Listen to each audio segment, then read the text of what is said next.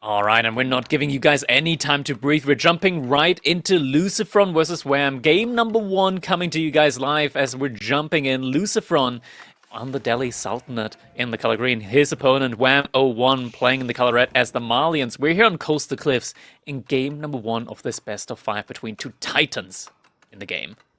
Yeah, we were just saying in the break coming into this that today has been just already a very exciting day of games, and with more coming. This has been one of the most fun lineups in a single day that I've seen in a bit.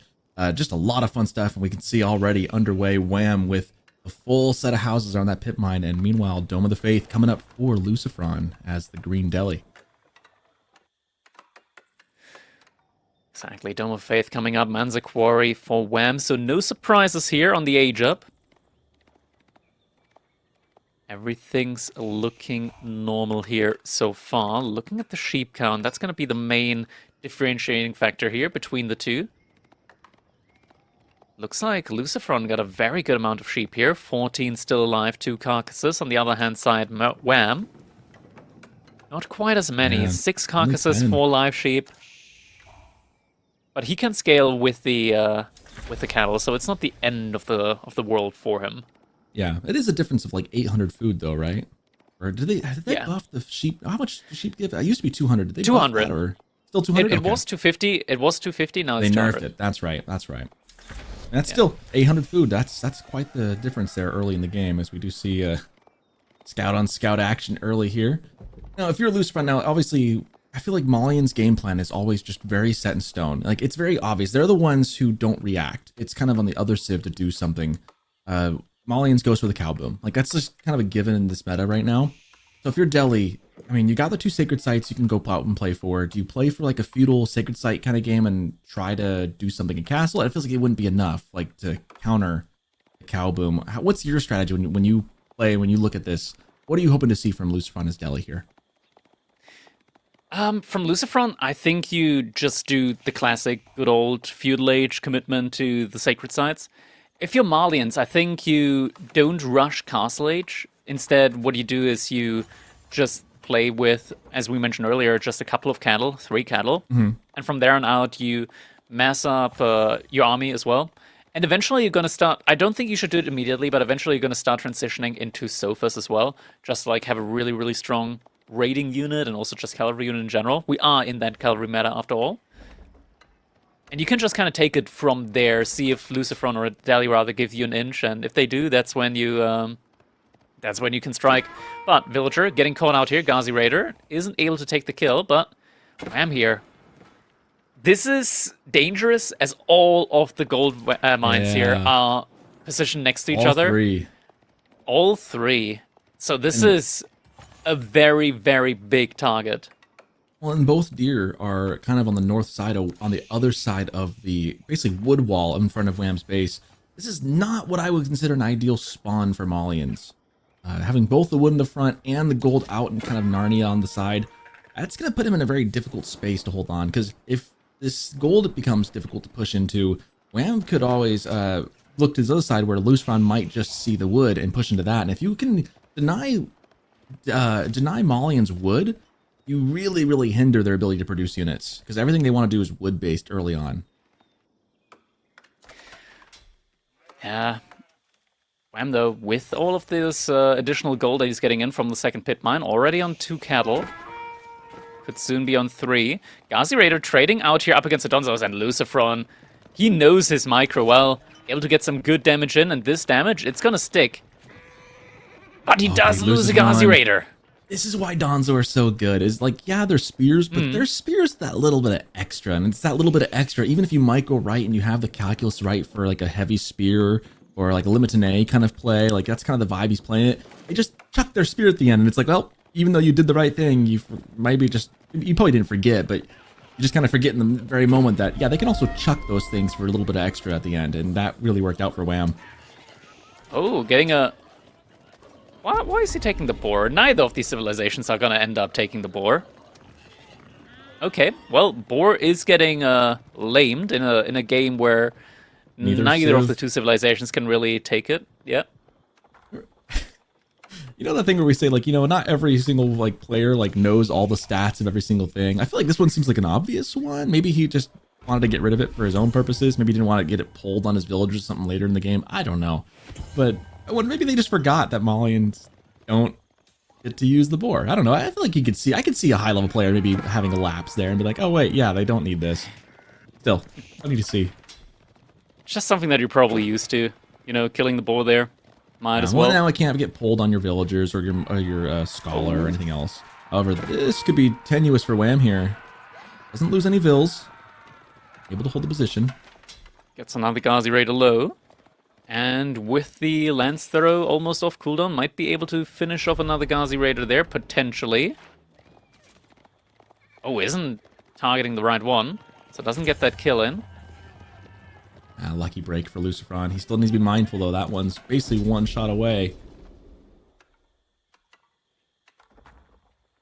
Double sacred sites have been captured up. Wham might be able to TCAP one of the sacred sites.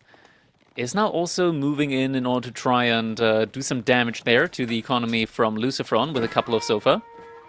Lucidonzo that was trying to decap. So sacred sites are gonna stay in LucifroN's possession for the time being. Already up to 9 scholars at the moment. That is quite a lot. I shouldn't be surprised. I guess it's only 2. I'm not terribly surprised. If he made more, I would have been really surprised. But I think the idea to go for 2 Sofa early on here is really heads up play by Wham, knowing that he can then start poking and prodding Delhi back. And of course, if he ever finds Delhi on those back food resources, that could be a huge blow. At the same time, though, Delhi, eventually they will be getting that Pro Scouts in, halfway researched at the moment, so there's always a chance if Delhi are able to just sit in their base long enough until that upgrade does come in, they'll be able to sit in their base for even longer.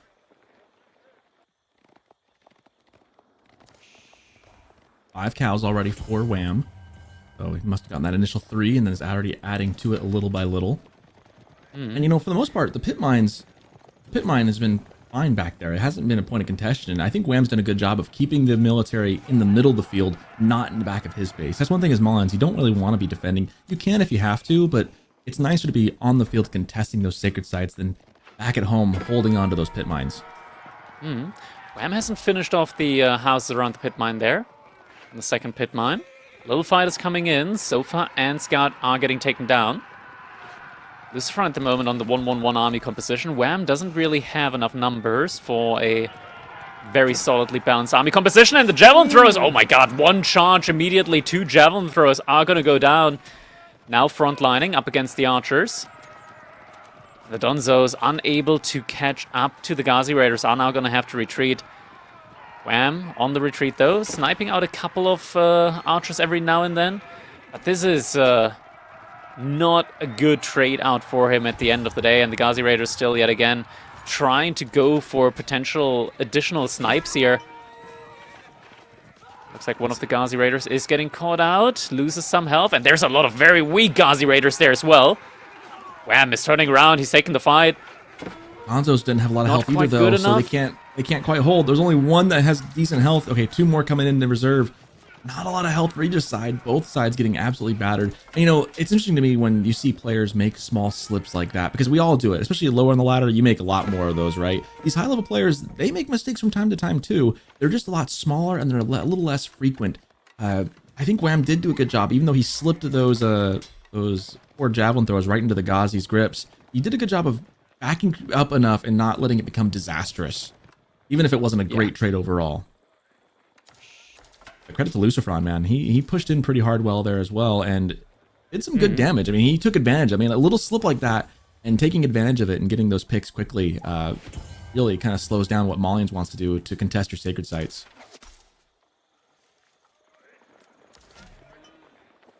Just from behind this, now adding in the scouts as well. So Pro Scouts has finished up, has enough gold in the bank to potentially age up if he wanted to, or maybe just get a market up, buy yourself some additional resources and just reinforce your military. Could be an option as well. To 15 scholars now at the moment. That's so lot. Upgrades are coming in rapidly, yeah. 9 cows. So most of them are garrisoned. I'm thinking like I really kind of hope Wham would maybe decap one of those sites if possible, because the timer's at 740 right now. Not a huge deal. Yeah, I'm glad to see he leaves a Donzo on there. 740 feels, you know, it's not really that worrisome. You're not too worried about it. It's when it's like the next 3-4 minutes creep up on you, though. So I'm glad to see him focusing this one down, because if you don't, you blink and suddenly you got 2 Eventually minutes it hits and you. it becomes an issue. Yeah, it's not an issue until it is, and you don't want it to let it fester to that point. Yeah. Switching around the sides now. Oh, thank you. I was having a hard time keeping him straight. Behind this Wham, his military not even remotely close to what LucifroN has out on the field at the moment. Grant you, though, a lot of it is also in the form of Scholars, of course. But Scholars are an excellent meat shield. Never to be underestimated. Javelin throwers might be a little bit out of position, though. They need to be careful, need to be sticking close to the Donzos. Man, LucifroN's got a lot of gold in the bank. He could almost just buy castle, but he's building more units still. He's not going to blink just yet. He knows he has to keep the military presence to keep this going. Horsemen going for the javelin, but are met by Donzos instead. By the Donzos, but they do get a nice little pounce there onto the javelin throwers as well. Javelin throwers also still doing a great job at sniping out the archers, but the Donzo mass is falling fast. Yeah, not a good More fight here javelins for in Wham. queue. LucifroN doing a pretty Actually, good job, but the Ghazi Raiders are dwindling now. Yeah, it's not the worst fight for Wham, I Kind of an even want split. to say. Yeah.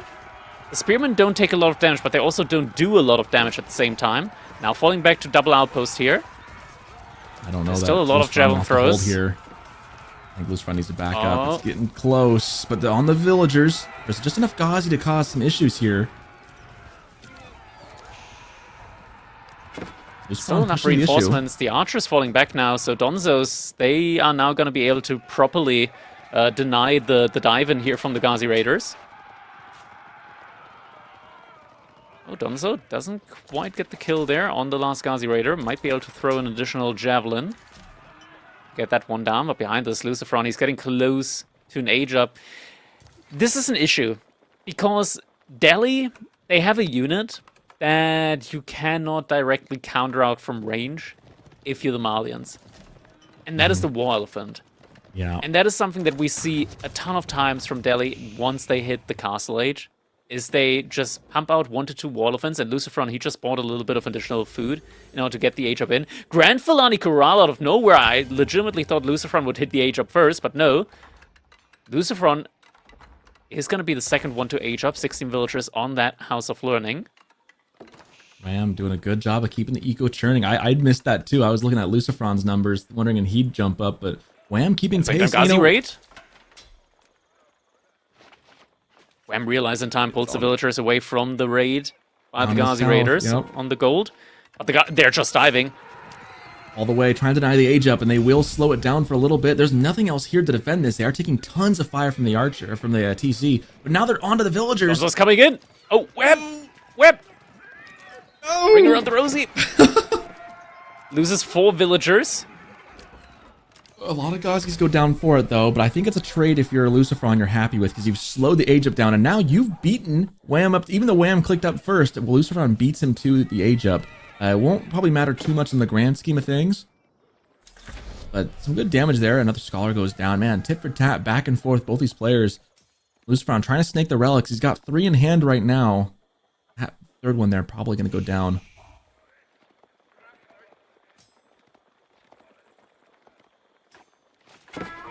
Throwers saying, please don't take that relic away. And that's going to require at least 1 more Scholar to finish the job.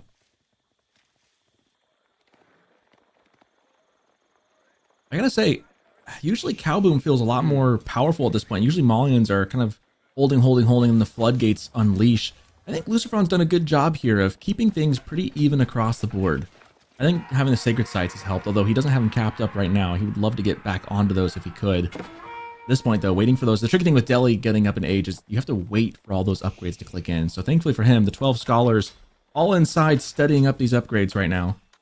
Yeah, it's coming in quite speedily. Something that we're seeing here at the moment, though, LucifroN, he's heavily investing into Knights, so we're not seeing any War Elephants coming out yet.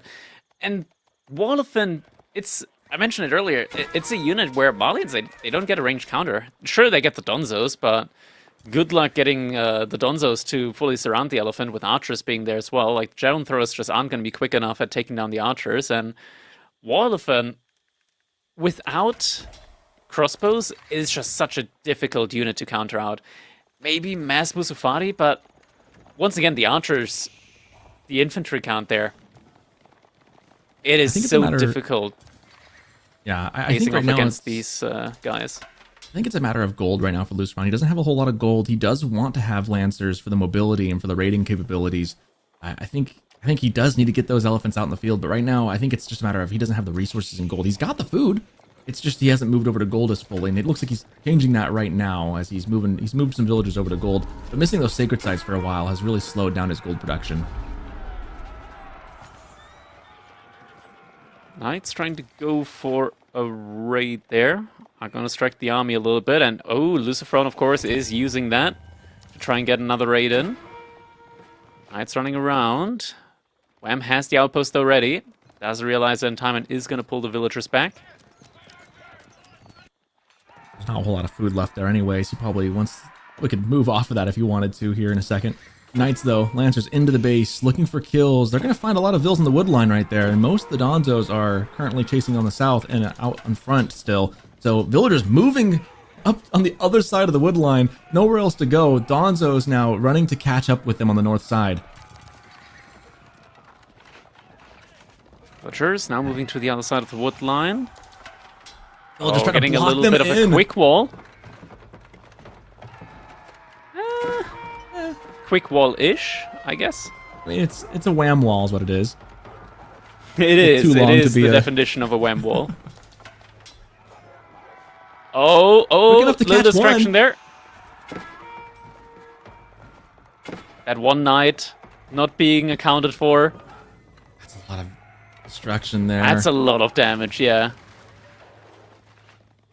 Breaks the It's wall like just to get 3 to this 4 in. villagers.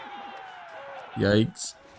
A scrappy game here from LucifroN. I don't know if I would have traded... I mean, I guess for 12 Vil kills, maybe you do trade that many Lancers. And now, like you said, the War Elephants now as the counterplay to follow up. I do like that. If you're going to trade those Lancers in Yeah. for a quick raid, now you've gotten some eco advantage. In come the Elephants. I actually kind of like that sequence from LucifroN. That's a well... That feels kind of thought out in a way. Like, you're giving them up, and obviously you'd rather have them still be alive. But if you're going to give them up and get the damage, and then with a follow-up to Elephants, which is the better comp here for you anyways, I actually like it. It's definitely not a bad one. Some trickle reinforcements are getting picked off now by Wham. Equal army count. Army value, though, firmly in the hands of LucifroN. 12 scholars in the mix. Now, LucifroN, he is not a player similar to Vortex. When they're playing Delhi, Imp doesn't really exist to them. Now, sure, Delhi in its current form is really good in Imp. Imp doesn't exist to them. They don't know what those words mean. It's like the 3 letters IMP, you combine them, can't read it anymore. So he is gonna be sitting this one out in castle one way or the other. Food income at the moment, very, very low. So he needs to make do with his current units or go for farm transition. Doesn't look too realistic at the moment, and wham, pulling LucifroN's army to the sides. This is not good. You don't want to give Malians time to get booming here. And now with 15 cows, I think Wham's been eating some along the way. But with the farm transition, or the cow boom mostly in place, LucifroN needs to get stuff done now. And the elephants are just kind of slowly lumbering back and forth. Needs to take a fight here. Archers getting hit by jabs. Meanwhile, in the base, just getting raided. Sofa for Wham, proving incredibly effective here. Yeah, and LucifroN, he killed a lot of villagers, but now it's the time for Wham to also kill some villagers here. Mahoots, I believe, is already in for LucifroN, so the elephants are a little bit faster than they would otherwise be. But not fast Actually, enough. no, it's still. not in. Mahout's not in yet. The archers trading out against the archers and javelin throwers from Wham. That's not the trade that you want to take, though. Feels like LucifroN's not willing to commit with the elephants in any one spot. He keeps walking them back and forth. Like, he's split them up now, and I worry that might lower their effectiveness as a unit overall. He's kind of stuck between 2 spots, and this is the problem with Delhi, right? Is once Delhi runs out of food, man, that farm transition hits like a truck, right? Like, you are going great, the sky's the limit, and then the rug gets pulled from under you, and you just slip and fall. And that's the problem with Delhi and food. Like, you gotta make sure you got that plan in place. You see the farms coming up now, but is it gonna be too late? Wham is just kind of all over the base now. He's really comfortable at the moment, and he's got the cow boom behind it to sustain this. Yeah, the elephant's still protecting LucifroN here, keeping him in the game for the time being. Keep has come up for LucifroN, though. Close to one of the sacred sites. He doesn't have control over it, but he does somewhat control the gold next to it. Gold is not the issue at the moment, it's the food. Wham just continuously investing into military units, and now we're getting to the point where 5 elephants, as strong as they are not going to be enough against this many Malian units. It feels like the lack of food in the farm division really... Like, I mean, he's putting all this stuff into farms. Meanwhile, Wham is taking that same amount of resources and putting it into more units. It's just going to snowball from there. It feels like one of those things where you go castle, you're feeling great. I think LucifroN just kind of missed the timing there. He had the follow-up, he needed to do something with it, but I think the lack of food behind this is just... It's just going to spell his doom here. If he can sustain and stay alive for a couple minutes, maybe get a keep up, maybe start popping out more villagers. We do see the keep right there, but if he doesn't... I can't afford to keep losing villagers like this. He needs to be building a lead economically, not falling behind. Yeah. 5 elephants, but now Wham also investing into Trebuchet. Also has a lot of food still floating for himself, so still more and more units are going to be coming in. Could also be thinking about Imperial Age at some point, but truly doesn't need it at the moment. Well, Malians don't have a lot to gain from Imperial Age. Not as much as maybe some other civs. At this point, I think you'd almost be better off doubling down. More villagers just caught out. They're just too far away from the keep, and that's going to be a destruction. That's the death There's stroke. no coming back from that. With the Trebuchet in as well. LucifroN losing 10, 20 villagers in the blink of an eye. The elephants, they're so slow. Mahout's not quite in yet. I mean, if the elephants can just LucifroN, go on a rampage, maybe he can make up the at least difference. one more fight. And he's still got 5 elephants out there. Like, it's worth at least a stab. If you can wipe this military off and then get into his base, 5 elephants could do quite a bit. Is it going to be enough? Scholar's coming in to heal the one. He's just standing still on stand ground. The elephant, that is. He's not going down! He's just a meat shield, you know? That's all he's there for. This is the issue of not having crossbows. The elephant's just not moving. But the farm transition is getting halted. There's no front line after these elephants, and they are dwindling down one by one. Sad trumpeting death after sad trumpeting death. Down to Slowly 2 elephants but in a surely. dream. The dream might turn into a nightmare. Oh, man. Shiv's getting pulled. And GG comes in. 2 elephants and a dream, but in the end, Wham! With the Malians able to win game number 1. Oof, rough one there for LucifroN. Started out pretty good. I mean, I think he was tit for tat for most of that. You could see the military value was pretty in his favor. It was pretty much that transition into Castle Age. And this is tale as old as time with Malians. They get into Castle Age and suddenly the windows open and everything starts flooding out. Like, and that's just kind of how Malians operate. And you can see it there in the military value graph. Like, that really is there. You can see in the economy count that even despite some attacks and some losses of vills, the cow boom just carries through that. It does, it definitely does. Similarly to how Delhi are getting carried by the free pro scouts in many situations. In this one, Malians, even though Wham lost a lot of villagers as well, looking at the effective economy count, he was still ahead by a good bit. Yeah, he never dealt enough damage, and that's kind of the problem. Like, he didn't deal enough damage, and so then when you run out of resources at home, the farm transition is what puts you back and kills you. And this happens time and time again. You see it with Sushi on this very map a lot, where they'll do the same thing. They'll be pushing, they'll be effectively looks like they're winning the game for the first half, and then the deer run out, and suddenly they're forced investing in a farm transition where Malians has been trickling that in the entire time. It's a tricky thing to come over because I feel like Malians just has this late game economy built into their build from the get-go, whereas other civs oftentimes don't, and so they're left with a methodical choice of when do you make that transition, and by doing so is when you doom yourself half the time. Yeah, next up, we're 3 for 3 today when it comes to sets and the appearance of Kawasan. We're going to be moving over to Kawasan yet again. This time it's going to be the HRE up against the Mongols for LucifroN. So very similar to the Order of the Dragon pick here with the HRE. Yeah. The original. Don't discount HRE on water. This is a great pick, and I know Wham in particular is pretty good with HRE as well. This is, I think, definitely a civ he is more than comfortable with. Obviously, I mean, I say that. These guys are able to play every civ, But there is also a truth that some civs are going to Everybody be has more comfort comfortable. picks. Yeah. And I would say, from Yeah. what I've seen of Wham, this is definitely a comfort pick, on top of being just the logical choice here, which is always what you love to see as a player. So I definitely think he's going to be feeling pretty good. Coming up a game on LucifroN, going into this one. Now the onus is on LucifroN. Can you disrupt this? You got to get into the series, got to get at least a win here somewhere. You don't want to fall down 2-0. But we'll see what he can do. I mean, he had a great start in this one. I thought LucifroN did a good job starting out. Just that tricky matchup with Malians. And of course, we can't discredit what Wham did here. He's a great player as well. I mean, he can hold all day. But we'll see. You know, these hybrid maps can be tricky. Like we say, you blink and your navy's gone. So you never know what shenanigans can turn the tide in an instant for these players on this map. Exactly. Now, Mongols, we've kind of seen it today as well, where once you do reach that eventual Imperial Age, windows of opportunity are starting to open up for you again when you're like in a not good or rather bad matchup, which could be the case here as well. Up against the HRE, I feel like HRE in general kind of has Mongols' number for the most part. Faster spearmen, ability to heal in Dark Age, and just in general better economy with the HRE. Feels very strong, but there's always the potential with that fast Imperial Age, or relatively fast Imperial Age, however quickly you can thread it in, to feel like make every things Imperial happen. Age The is a fast Kaganet is a Imperial ton of Age. value.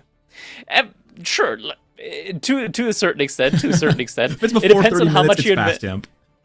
Yeah, it always depends like how much you invest into the age that was before Imperial Age, like Castle Age, of course. But yeah, it's one of those situations where once you do unlock that Imperial Age, you have so many more options and matchups that are previously thought to be very, very bad for the Mongols, and we're jumping in right away. Wham with the Mongols here. Oh, it was actually flipped around. It was Wham with the Mongols and LucifroN with the HRE. Oh, yeah. We got We're getting a Dark Age Rex. We got confused by the flipperoo there. We thought it was going to be a Wham. We didn't, to be fairness, we haven't even taken a look at the draft yet. I haven't even seen the draft, so we're just kind of diving in game after game. Wham with Mongols, LucifroN with... Well, if you're LucifroN, then I'm feeling pretty good about this. This is your chance to get back in it. You've got a decent civ into a decent matchup. Of course, you're going against Wham, who's ever good. We see the Dark Age Rax immediately from LucifroN. Nothing from Wham just yet. Wham immediately gathered the full 100 gold required for the age up. And it's probably just going to be going over to food fully next. Is he going to be gathering an additional bit of gold before that, though? He's about to see the barracks. Oh, never mind. Maybe. He's not It's kind of going for the Falcon drop. like in the perfect spot. On the other side, this is working out great for LucifroN. There we go. Sees the Falcon. Now he sees it. Best air unit in the game. Only Potentially lose out on his Uvu. Weird. Just darting right across. Where is the Ovo at? Kind of down south on the other side of that wood line, right? Oh, off to the side, way it's in the very corner. far in the back. That's very far. Very far At in the least it's back, but safe. also out of the TC range. Two spears. Okay, I like what LucifroN's doing here. He's using these guys to scout. He doesn't know exactly where everything's at. He's checking the water with the spear. Other spears looking at the gold. He's looking, okay, he doesn't see anything on water. Let me head back up north. We'll go find the Ovo now. That's the next priority. I love when you can see the intent of players playing like this, and you can see that almost just plain as day what he's doing. Really smart heads-up play. And he's helping his scout out, too, getting some extra sheep. You know, I love that. Getting that extra bit of vision in. And now that he knows that there is no dog play from Wham, he's going to be looking for damage on that Uvu. And luckily, finds it immediately. That's a nice stroke of luck. Again, that helps when you kind of spread out. You saw the gold with the 1 and realized, okay, gold's over here. I don't see anything else. That means it has to be on the south side. And to kind of look for it, and then he finds it over here. Again, it's just really good scouting from LucifroN. Good awareness of how the maps generate, kind of knowing where resources should spawn. Very well played by LucifroN there.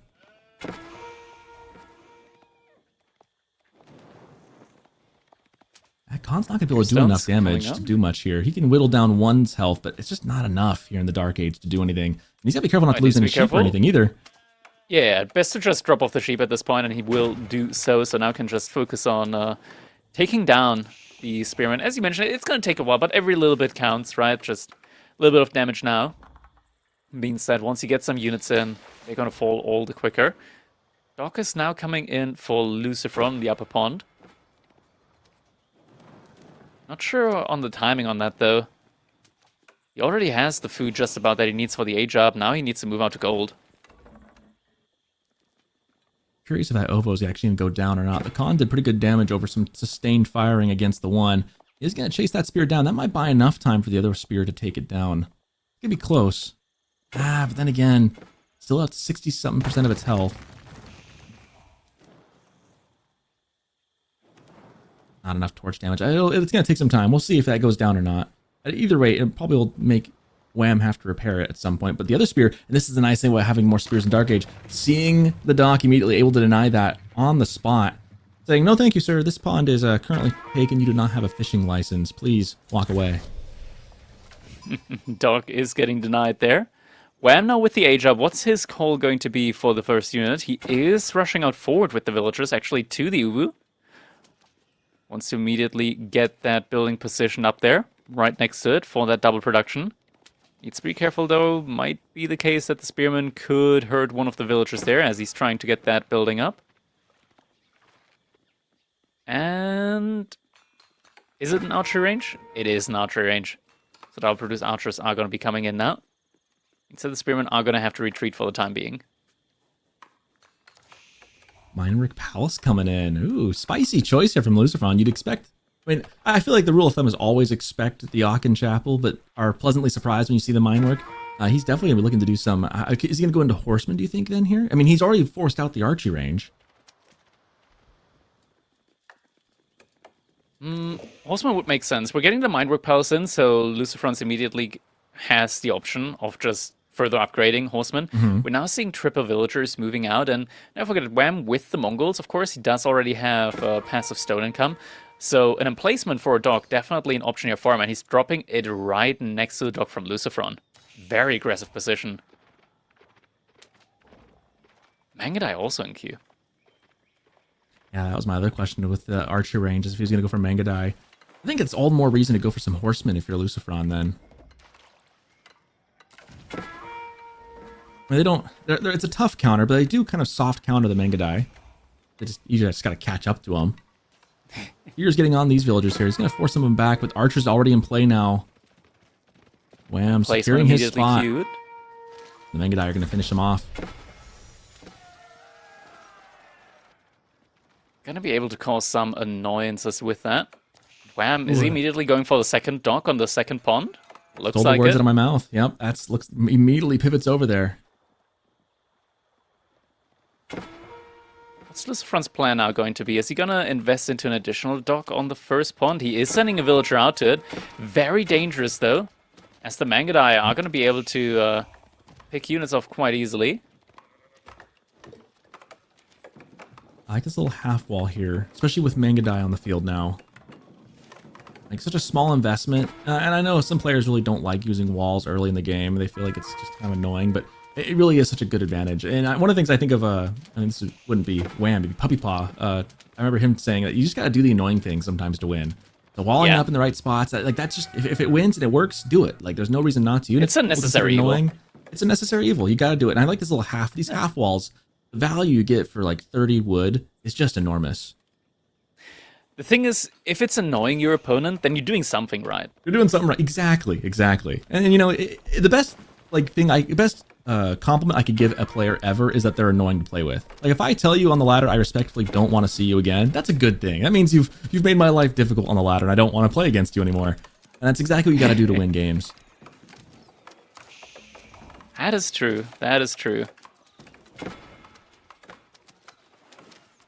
Boy, they're really butting up into those trees, trying to get the extra range, trying to get onto those villagers, doing some trickle damage. Really squeezed into the wood line, trying to do as much as they can. Noville's going to go down from that, though. Prelate able to out-heal any damage they receive.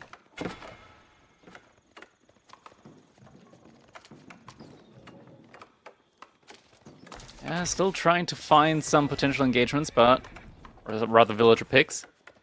Did lose the Khan's Hunter for it.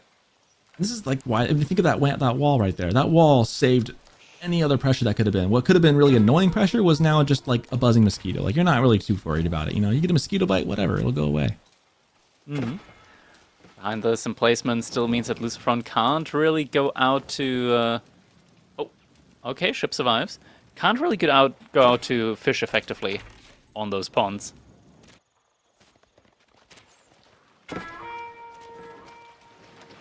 At the same time, Wham also not able to fish in peace on the other pond. No gentleman's agreement here. They are both out for blood. And what the effect that this is having is it's kind of slowing the game down a little bit, right? There's not a lot that they can do. They're trying to contest water, both of them. We do see the sprinkled ship now coming out with the Keshik on the other side, picking off a villager. That's a good little win for Wham. He's going to be able to, I think, take over this spot here. Yeah, second pond, a dock also coming in on the pond, so he's going to be able to scale quite effectively into additional fishing ships on that pond.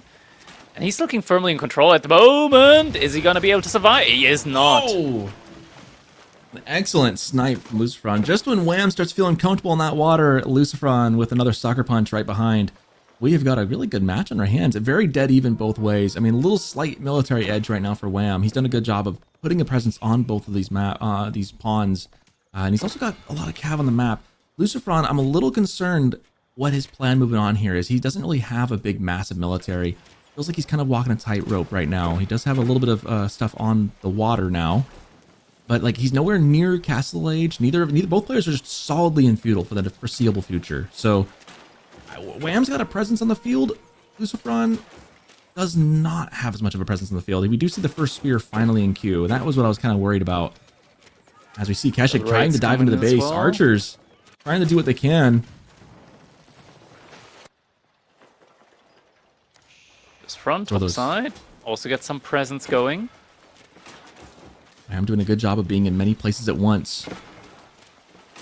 The issue is, though, that Wham's about to have enough resources for an additional water emplacement, naval emplacement here. Doesn't need to sacrifice the demo. It does anyways. That's one of those things where your attention's just so split left and right that you don't have time to look at it. This is the problem with being in multiple places at once, is your units can be in multiple places at once, but your attention span, even at this level, sometimes is always going to skew to one spot on the map over another.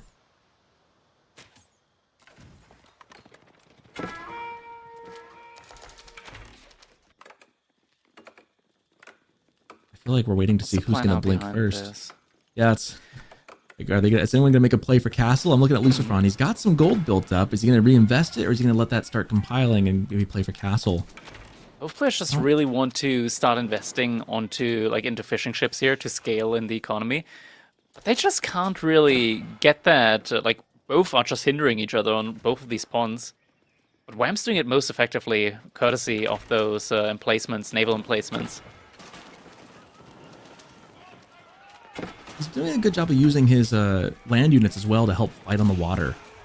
I mean, he's been using the Mengadai with the Khan's Hunter as well, getting some extra range, getting onto that. He's already used that a couple times to help win the water fights here and there, and to kind of take off some of Wham's ships some of LucifroN's ships from the surface fleet. Done a good job. But Wham starting to really able to build up his eco on the water on the South Pond. Seems like he's also finally managed to secure the bottom pond. Top pond still contested heavily.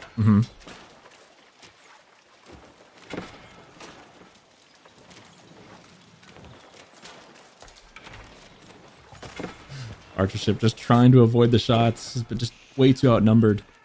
And now LucifroN now has that land presence. At first I was a little worried that it was all Wham. Now LucifroN maybe finally able to do something, and here we see the ram, and this is the difference. He doesn't have any way to getting onto the water on the South Pond right now. And to take over, but if he can deny the fishing and deny any further production with a ram, that could be much to his benefit and much to Wham's detriment. And now the ram's coming in, just about completed. LucifroN's got a very good infantry army here, and this is one of the strong points of the HRE. Other civilizations, in order to stay mobile, they have to go for cavalry, but the HRE infantry is also a very mobile one, courtesy of the bonus movement speed. And he's been doing this with blacksmith upgrades, and he gets those at a discount, right? So getting this ram out was not a massive investment outside of the wood.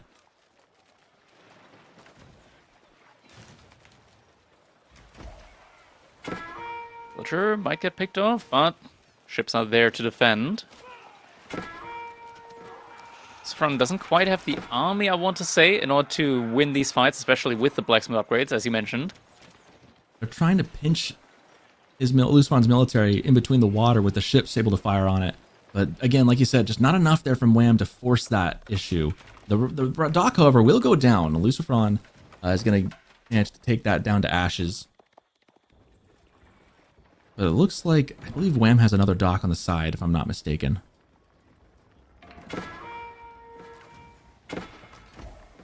Second ram coming in. Wham heavily investing into gold income at the moment, so it looks like Kashik play is going to be the name of the game here for him. Makes a lot of sense up against the Archer and Spearman composition. Once those Spearmen disappear, the Archer's going to be quite vulnerable up against the Kashiks. Yeah, and LucifroN only has 10 of those. Not too many to worry about. And 21 Archers with more on the way. It's definitely something Kashik's trying to fight against the ram.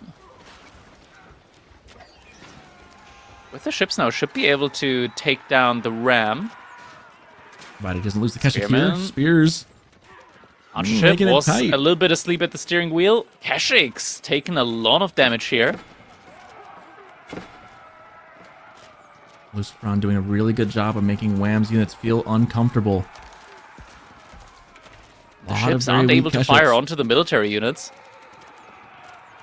But LucifroN might be a little bit too far away from his reinforcements. Gonna come down to the micro here. Spears getting onto the Kashiks. A couple more go down. The remaining ones have quite a bit of health, though. Good micro. The spears are going down very quickly. The Kashiks can just keep a little more health. Another one goes down. This is a crucial trade out, but thankfully for Wham, he's got the defender's advantage. More Kashiks coming in, and now the Archers have nowhere to go but to run for the hills. Yeah, now the Kashiks are going to be able to clean up here. Dock can be rebuilt. Actually, already has been rebuilt on one of the other sides of the pond. LucifroN did get complete control over the top side pond, though, so all in all, economies are still very even between the two players. Both players starting to save up for Castle Age. LucifroN's got a leg up in that regard, though. He's like a minute away from clicking up, and he does still have a military. He did a good job of replacing it immediately, moving out on the deer as well, and I love that he's adding the towers there. He's going to need those. He's not going to make a mistake that we see some players make where they forget that, yeah, these units can come and raid and find you. Mangadai in the base would never be fun, and the way to counter Mangadai is, of course, static defenses.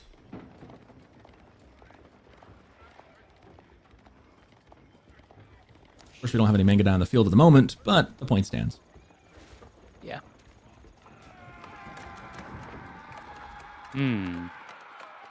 Outpost coming in the wood line. This outpost is very thin now, though, so we're getting to the point where LucifroN's going to have to pivot a little bit more with his income, but he's getting so close to being able to click that Castle Age. Question is, what is he going for Castle Age? Because, genuinely, this might sound like a little bit of a meme. I really enjoy Burgrave at the moment with the plus 50% charge damage. I 100% agree, actually. And I think on hybrid maps, Burgrave is... I think on full land maps, I think it's a little harder to justify. On a hybrid map where you still have your water, and you still have the food to produce men-at-arms, the only thing is, can you get on a gold vein? But I agree with you 100%. I think the Burgrave, in this instance, being able to flood out men-at-arms, getting the value quickly out of that is massive. And against this composition, it would actually do really well against Wham. It might be necessary here, just with how aggressive Wham is pushing this one in now. Still has the outpost here, villagers jumping inside. Could be using emergency repair on that one outpost. No, it is going to be Arachnids after all. Chooses the meta play for it. No, it's not as fun, you know. I still think the Burger Rush is more fun, and I'm a sucker for the fun option.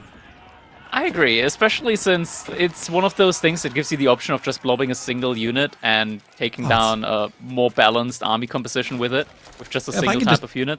It's so fun to, again, being annoying, right? Like, your opponents can be like, what the heck, this is too easy. Like, he's just A-moving one unit type of unit. It's like, I love that. That's just good It's fun winning unfair Simplify games. it. Simplify the game as best you can.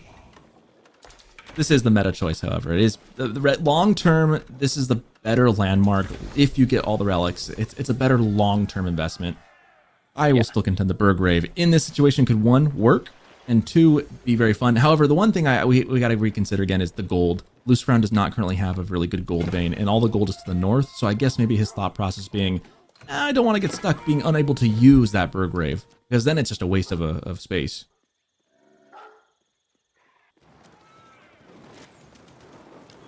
Outpost is getting taken down.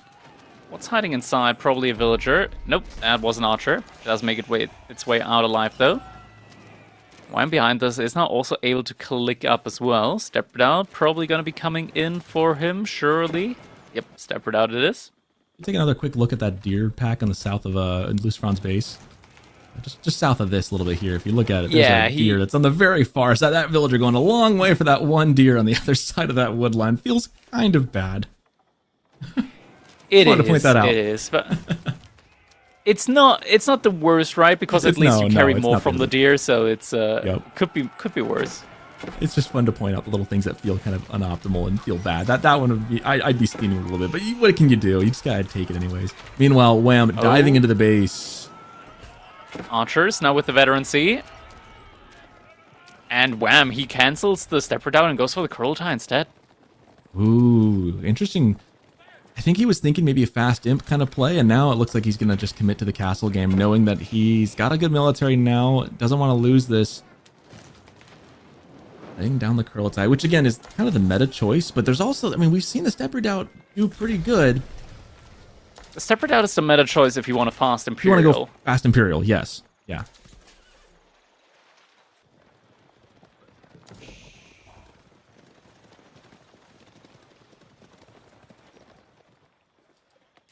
And now the game slows down once again. As both players get into Castle Age. Ooh, we got the relic in the dock. I always forget that HRE can do that. Yeah, able to get a little bit more attack speed on the ships as well with it. Probably not the reason why you do it. You just, you know, put them in where you can, just to start getting the gold. Yeah. But being able to have those very close drop-off points for the relics does help a lot. And now we're also getting to the point where LucifroN, courtesy of the minework, has that steel barding available to him.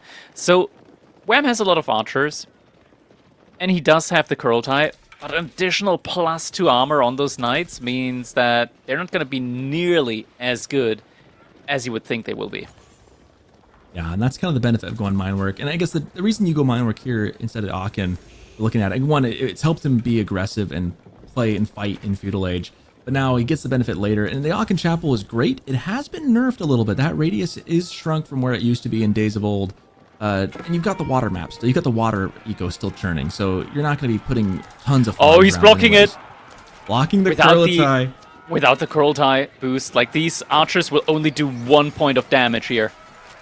That is massive. Second knight to continue blocking out. Wham realizes and tries to get on top. Body blocks it, so now it has to be able to go up. Except now his own units, I think, are in the way. Still not up yet. Down. He still can't place it down. But LucifroN fought a little bit too early. Needs to fall back now. Yeah, he definitely can't fight now. Decent trade out for the army difference that was there.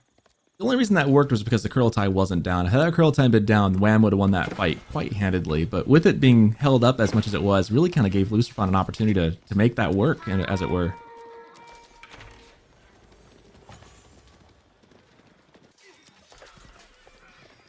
Knight trying to get in there and do some raiding. Cause a little bit of damage, a little bit of idle time. So from behind this, food income not looking quite as hot as Wham's is at the moment. So he's struggling when it comes to producing those knights non-stop. They just move out to another deer pack, so food income should stabilize in a little bit. Wham, he is thoroughly invested now into mass crossbows and Kashyyyks. He pulled everything off of wood. Yeah, if there's ever an idea of going for a fast imp play, Wham has discarded it entirely in favor of the Castle Age. And he is going to double and triple down on it. We've got lots of units coming out. That said, LucifroN's got a good mass of archers. He is trying to get that knight count up as well. Tricky thing is he going to be able to... I feel like looking at the comps, I kind of like Wham's comp a little bit better, I think, overall. It's just a little trickier for LucifroN to get any value out of his. His crossbows are just a problem. Yeah, they're the one thing that's able to take down the knights, even with the additional armor. Archers, though, trying to snipe down the crossbows. Got a couple good volleys in, but now the knight's trying to get on top of them. Awkward pathing here. Now a moment, though. LucifroN can take a fight. Curl tie deploying.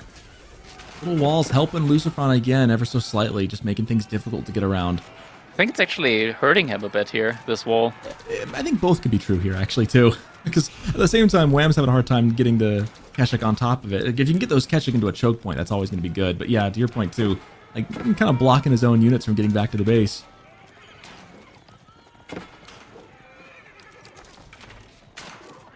Ooh, relic emplacement with the Springled. He will be able to get this down. There's no way to emergency repair this from here, this far out. He's going to do some damage to that. Maybe he can do something, but the Kurultai's right there. Do you really want to fight under this? Doesn't feel great. And yeah, LucifroN's not going to really be able to do anything about this here. And he's going to lose a couple villagers in the process. Wham, looking pretty scary at this point in the game. This castle push with the Kurultai is just so difficult to deflect, and I feel like LucifroN's having a real hard time pumping enough units out to keep up with this. Yeah, he's definitely not keeping up with it. Wham, now he's overtaking LucifroN with so much military. The archer count just dropped dramatically for LucifroN. Still 27 crossbows out on the field. The knights just cannot take any more engagements, and Wham, just completely overwhelming LucifroN here. I think the wheels Archers are falling once off again try and step up. There's just still one too many crossbows in the field. It's just too much. And there's enough archers in there as well that they can actually fight tit for tat with the archers as well. I think Wham's just got the better comp. He does. And now he's able to overwhelm him. The army, there's just not enough reinforcements coming in. And LucifroN has to tap out. Wham! Now leading in the series 2-0. I still kind of think maybe going for a burger rush would have been better. Maybe not, because he had a lot of crossbows, but yeah, I would have liked to see it. It feels nice in theory, right? And like you always want to see it come in. But then if it's just not the meta play. It's not, and there's a reason for it, because I think that composition that Wham had probably would have beaten that as well. Because the burger play is really more about timing than it is about the composition, right? And in the end, Wham won because of his superior composition. So a tough it's play, also quite tough cheesy. fight. It is, but it's still fun. I like a cheesy burger, you know? Nice and greasy. Next up, Wham leading 2-0. He feels a little bit up for a frisky play here. He is putting up the Tughlaq dynasty next on King of the Hill up against the Ruse from LucifroN. I'm totally here for it. I think I haven't seen a whole lot of Tughlaq at this level of play just yet. I mean, obviously these new civs, I feel like I haven't. Well, I've seen it against me. I'm not high enough play to say at this level, so I have seen it a lot. I have not seen it played by these players a whole bunch just yet. I'm excited to see. The fun thing with new DLC civs, and I say this a lot about every new civ that comes into play, is that some of these civs have been around a long time. Oftentimes the meta gets it's very clear what the meta and what they can do is. Like obviously there's always, I think, strats out there you can discover for old civs, but for the most part they're figured out. When you add in these new civilizations, though, it's always fun to see the unexpected. Like, we don't know what we don't know when it comes to these civilizations and what builds exist, what things are going to emerge. And so I'm always excited when these top players start pulling these things out. And they've been practicing and hiding things because it's so novel and so fresh. It makes me really excited to see what we got in plan for Wham. My guess is we're going to see healer elephants, but I've seen firsthand how dangerous springled elephants could be, too. So you never know. This civ is a wacky one. It's silly, as I like to put it. Yeah, I mean, there's some silly interactions in general, right? Like being able to make keeps in the Feudal Age and having a keep that spawns military units on a map like King of the Hill. Oof. It feels like there might be a little bit of a synergy with the map. I'm just saying, there might be some synergies there. Yep. Having religious units the second you hit Castle Age might be a synergy. Yeah. And, King of the Hill's a funny one to see on in a tournament setting like this. We haven't seen it in a while. It's because, as much as I like to say that Tughlaq is a silly civ, I think King of the Hill is a little bit of a silly map. Like, you take silliness that goes on. I like it. I mean, I like the map. I do. It can be kind of silly, though. It's a professional map. It is well suited. It's fully grown up. It's wearing a suit. It's wearing a tie. Okay, we're jumping in game number 3 now. Here we go.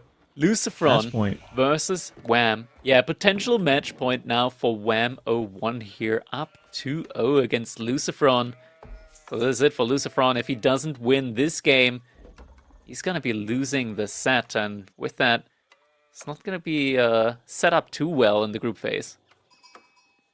Yeah, I mean, obviously Wham coming into this tournament is almost, for most matchups he faces, he's going to be a favorite, and there's a reason. He's a very good player, but with a new Civ. So LucifroN with the old standby of Roos, which Roos is still a good Civ in its own right as well. He's got the 2 hunting cabins right off the bat. We'll see if he can maybe cook something up against the novelty of the Tughlaq dynasty. The Delephants, as I like to call them. Ooh, we're actually getting some Dark Age Tughlaq action here. Spearmen moving out. It's always weird when you see Spearmen up against Roos, but you can make it work here just because the hunting cabins are outside the range of the TC. Not the sheep. Yeah, this map in particular might open that up. Again, those hunting cabins are very flammable and very outside of the TC range, like you mentioned. It is a long walk distance, though, to get around this big old mountain. Does take a while, yeah.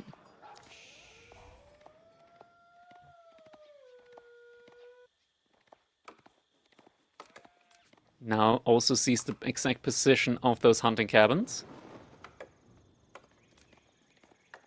If you're Wham, do you expect to find another one, or do you think it's a 1T? I feel like you gotta go for 2 as Roos on this map. Yeah, I think he knows that there's most likely a second one. Though the Spearman actually, is he walking around the base? There's a little wall also coming in for LucifroN. Couple of I love this play. I've been seeing this from Roos more often. Adding some walls in like this really does make a good difference. Enough to kind of keep it in the TC range. Yeah. It reinforces that investment. And this wall doesn't stop being useful later on, although it is kind of cutting those berries in half. But again, you're Roos. What do you care about berries for? that Spearman, ooh, comes a little close. Almost gets taken down. Actually costs a lot of idle time.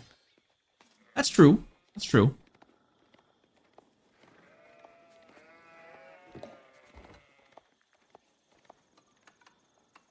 There's the outposts. Yeah. Wooden fortress coming so up. Wall on one side, outpost on the other. I like it. I mean, and also this outpost, it's expensive, but it also gives you, the added benefit of course, the better it's gather rate just for rare wood. that we get the wooden fortress in the Dark Age instead of Feudal Age. Yes, it does feel a little strange, but I think given the circumstances and knowing what you know about what Wham's trying to do to you, it makes a lot of sense right here. Because now you've essentially said, nope, your Dark Age rush has been useless, and now I get the benefit of having that tower to boost my wood gather rate later as well. Yeah. So that's nice. Sets himself up nicely there for the time being.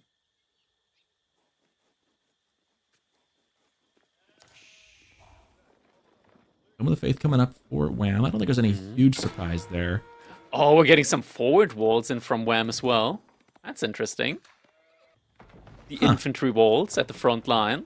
That's an interesting choice. That feels like some make sort of of maze thread coming in there. This feels like one of those like low ELO like games where like your opponent walls your base in. You're just stuck inside your base walled in. I don't think Wham's going to take it that far. It is interesting that he's done the little half wall right there. Golden Gate. Are we getting more walls off? Imagine if Wham just like walls off the deer or something like that. I mean, it's crazy, but if it works, yeah. It should. Like, it's a big investment. It's a very big investment. He's adding more walls though. He's continuing on. The benefit of walls as well is it just gives you so much information, because if your opponent doesn't commit to destroying all of the walls, you'll always have information where they're moving out to. Spy walls. The walls have eyes, Yeah, this is taking Wham walls to a whole new level, isn't it? It is. The classic Wham walls coming in there. Wall haters in shambles as he is going to wall him all the way in. He's going to do it. This is a big investment, but... Oh, he's going to can't. LucifroN doesn't know yet. Doesn't see it. Blocking his own scout. There it is. There it is. He's just walling off LucifroN's base. Oh my god. Archer range coming in. Wham walls have gone too far, guys. They have gone too far. This is too much. Archer range coming up for LucifroN. He's going to try and answer. His villagers coming out and going, please don't. Don't do this to me. This is silly. Get out. Just get out of my base. A silly civ for a silly... The house. Oh my goodness. Desperation house. You silly goose. A silly civ on a silly map. Oh, this is a serious competitive map. I will not stand for the slander. Oh, goodness. You know, you think you've seen everything in this game, and then you see something like this, and you just scratch your head and go, man, like, didn't have that on my bingo card not today. on my bingo card. Yep. Nope. LucifroN doing enough to deny Scouts. that for the time being, though. Archer being pesky. But still, like, it's already very annoying now for LucifroN, right? Like the scouting, or not scouting, but like unit pathing for him in order to like go straight towards Wham's base. It is impacted severely. So far. That's the only way up the mountain on that side. I mean, if Wham keeps... Gosh, if Wham can keep walling that side up, the mountain is his. That's actually a thought I've never even considered, though, just walling my opponent off of the mountain. He's going Castle Age. Wham. He's so close to getting to Castle Age now as well. Blink and you'll miss it. This hasn't slowed him down at all. No, it's only slowed down LucifroN so far. LucifroN's so far away from Castle Age. What's gonna be, like, what's he gonna go for? Is he going for Compound? I think Compound probably makes more sense then. Like, I'm gonna be honest, I don't think the upgrades from House of Learning for Tuklak are interesting. Yeah. I'm the defender. Or worth it, yeah, sure. Let's put it like that.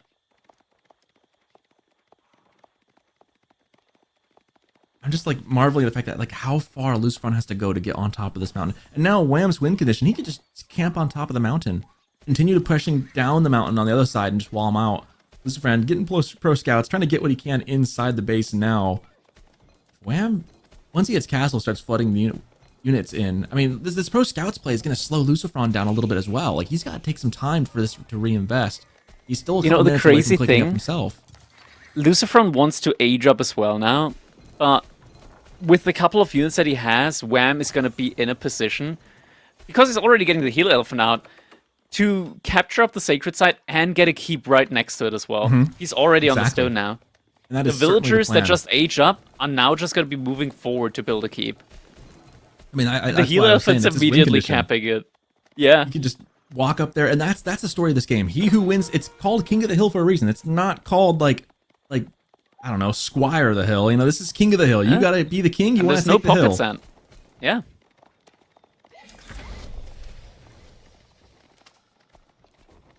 And I'm just thinking now, like, those spears. The brilliant part of this is that they forced a reaction to LucifroN, right? Wham's purpose was never to get in there and burn those hunting cabins. He just wanted the reaction like he was going to. Can we check the spearmen? Did they get upgraded to hardened, or was that the veterans the upgrade on them? Okay, it was the hardened upgrade. Just because, like, the upgrades for Tuklak Dynasty, they take 5 seconds. So, blink it and you miss it. That might have also been the veterancy upgrade that could have just come in on them. That's how quickly those come in. High Trade House now coming for LucifroN. So, very quick follow-up. Very nicely positioned in the corner, as is, as is tradition on this map. You have to check. I haven't seen that landmark in that corner like that before, actually. So I don't play this map very often. The scaling has been severely impacted. I think it's only going to be like 200, maybe 220 gold per minute. Not as much as like in times of old when it would have probably been off the charts. Oh, he's going back for the wall with the healer elephant this time. I love this with the healer elephant. This is just, oh man, you know, this civ is just the definition of silly to me. I'm just happy that the wolf is there. Craziness like this. It's disgusting. He's got no way to get onto the mountain. Like, he's completely boxed in. And now these are palisade walls. They're not stone walls, but when you got to keep up on top as well, Wham's got this. Like, I don't want to say he's got this in the bag. I don't want to say this is a foregone conclusion, but this is looking really, this is really going to plan. Wham had an idea, and it's working thus far. This is looking like one of the games of all time. One of the games of all time. Just one of them. Wham walls have gone too far. This is just a wham wall to a whole new level. I mean, goodness. I'm running out of ways to describe it, but it's just in the way this map is spawned as well, and the way he moved his troops. I mean, obviously there's still a way for LucifroN to get through as of right now, but the distance he's got to travel to get there does impact his ability to field his army and get them effective. Yeah. We haven't had a governor come in yet for Wham, or did we? Can we check the keep? Is there a governor? Because I don't see any of the Amir warriors, so it could have been... Okay, there's no governor. Because he could also go for the governor for faster TC production, he could go for the governor for cheaper tax. He's got all the options in the world there for him. LucifroN going into some knights right now, trying to get some things up. He is in Castle Age as well. Hoping to try and contest this, but will it be too late? I mean, as far as like Sacred Site victory timer, we still got 9 minutes to go, so this is not over by any sense of the word. And those walls aren't all the way complete either, so until they are, they're just kind of standing there. The ones in the north, though, are slowing down LucifroN, as we've said. Getting some of the Shahihi walls in on that fortress. That's one that's going to be a lot more tanky now. Getting closer and closer to the actual strength of a keep. Right, on the gold, getting pushed away by a spear, too. I think, Lancers, sorry, the Knights onto the Elephant, but with the keep right there, yeah, like, they don't really want to stand and fight. In fact, man, those Knights took quite a beating just getting one scout. Yeah, I mean, Wham's in a very difficult spot here, actually, like, thinking about it, right? Like, he added in 2 stables, hasn't gotten a single cavalry unit in, he's about to get raided by the Knights, he has 200 food per minute at the moment. LucifroN's got, like, 5 times the food. Yeah, LucifroN's boxed in a little bit, but now that he's got Knights in the field... Oh my god, this is... And now, ooh, this could be ugly. Yeah, very ugly. I think silliness only takes you he so far memed sometimes. a little bit too much this game. I think you might be right. And now he could still come back and win it. Who knows? Yeah, maybe the memeing went a little too hard. Oh, he didn't quite. The other thing is those walls never got up all the way. He like went for them but didn't finish them, and the investment in those walls is magnified when you finish them. Yeah, you know they say don't let your memes be dreams. I think Wham could have let them be dreams. Because now these memes might be a means to an end here.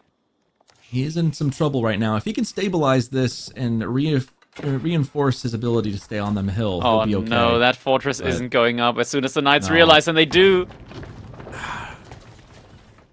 There's just not enough military for Wham right now. He needs military. Static defenses only do you so good.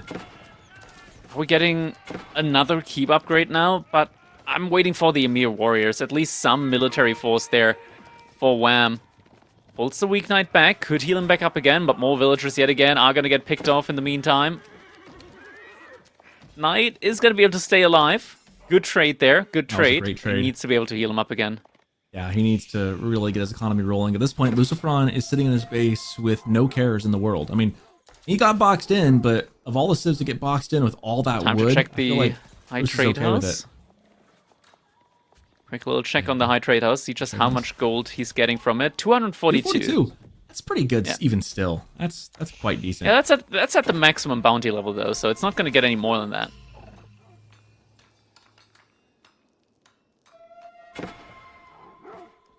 And Wham stabilizing here a little bit, but there's still a lot of knights prowling on the field. Walls that he put up are mostly crumbling down now. Now, at this point, you're playing for the sacred victory, right? You got 6 minutes. You need to reinforce that up on top, and that How is do you your hold pretty much that only. now? Well, now you use healer elephants, and you get lots of, I think, crossbows and knights, as much as you can. You see he's already got a couple crossbows. He's got a couple knights. He needs to keep scaling as much as he can, add the elephants when possible, keep his stuff alive and healed, and try not to let his economy get wrecked again, because that's something he can't afford. As you see, that's exactly what LucifroN's looking to do. Oh. Trebuchet was a little bit overambitious. Wooden Fortress now coming in as well. And he's got to Getting another Chicklebot Fortress in, yeah. It's not that many units here on the defense. Just a couple of crossbows, couple of spearmen. Knights are chasing after the knights from LucifroN. Are going to be able to take him down. Villager pull, but the crossbows now also being there. And are we getting Emir warriors? We are getting Emir warriors in now, but the keep is already halfway down. Oh, and there's crossbows already on for LucifroN, so that's going to be tricky to use those. How They're do just we gonna shred through them. How do we see the governor on the first keep? Because I'm quite sure that there's a governor in that. I just don't know which one. Can we select them with the hotkey? Isn't it the type of flag?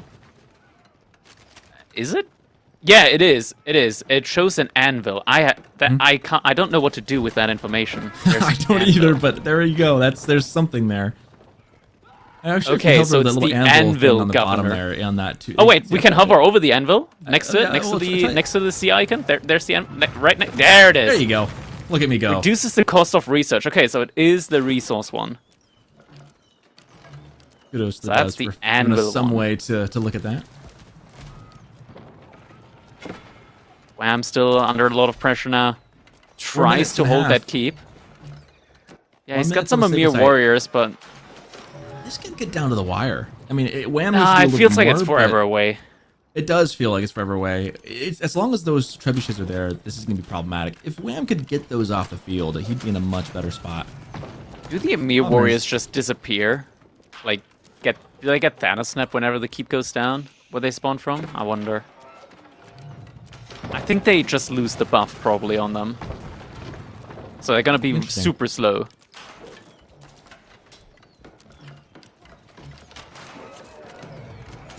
I'm curious, are we going to see them just vanish? Are they not going to feel so good anymore, Mr. Stark? Are they going to just go into the wind as dust? Could very well happen. LucifroN playing 2 strengths with the mobility. Villagers getting trapped. Oh, no! Pulling the ships, trying to get the knights stuck, but in the end they lose more than it was worth it for. And Oh, yeah, Wham they might have actually gotten just too got cute Thanos this snapped, didn't game. they? Never mind, he sent them forward to attack. Okay, they did not get Thanos. They might have well On they your might left, have well on your have been left. yeah. Might have well have been Thanos snap. Wham's in a tough spot. Those 4 trebuchets, not looking so good anymore. Those keeps are not feeling so Look. good.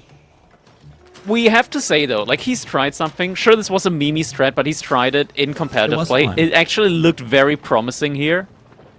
We were all able to see the vision with it. I think depending on the execution, like this could have been a lot more toxic to play against. And I want to just promote creative play like this. Like this was amazing. Yes, this was just a from a fun match. creative standpoint.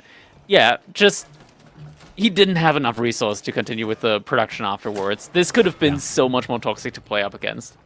Well, he didn't quite get the walls all the way. If he'd gotten the walls all the way up, if he'd had a bit more of a follow through, maybe hadn't been hit so hard by the raids. There's like a couple things that kind of went wrong.